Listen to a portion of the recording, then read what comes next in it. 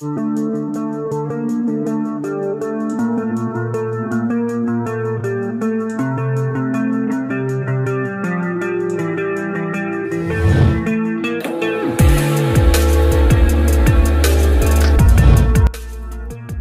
Menteri Pakistan Imran Khan pada Minggu tanggal 6 Maret tahun 2022, mengecam utusan negara barat yang mendesak Pakistan untuk mengutuk tindakan Rusia di Ukraina. Menurut Khan, negaranya bukanlah budak barat yang bisa diperintah. Apa pendapat Anda tentang kami?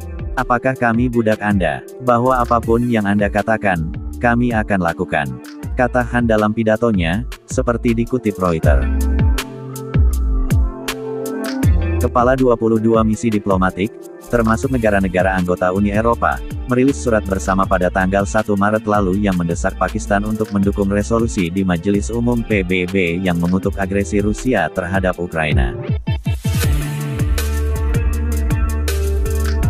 Pada saat pengambilan keputusan, Pakistan memilih abstain karena menganggap Majelis Umum PBB terlalu menyudutkan Rusia karena menyerang Ukraina.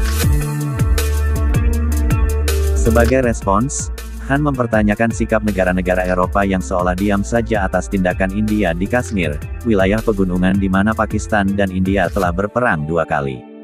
Saya ingin bertanya kepada Duta Besar Uni Eropa, apakah Anda menulis surat seperti itu ke India? Tegur Khan. Khan mengaku, kini Pakistan merasa kesulitan karena telah mendukung aliansi NATO dan Barat di Afghanistan. Bukannya mendapatkan terima kasih, negaranya justru menerima kritik. Khan sempat menjadi sorotan dunia karena tetap melanjutkan kunjungannya ke Moskow akhir Februari lalu. Khan juga bertemu dengan Presiden Rusia Vladimir Putin beberapa jam setelah ia mengumumkan operasi militer di Ukraina.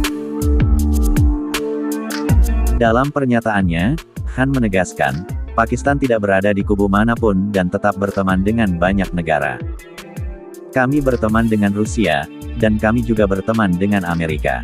Kami berteman dengan China dan Eropa. Pakistan akan tetap netral dan bekerja dengan mereka yang berusaha mengakhiri perang di Ukraina, ungkap Khan.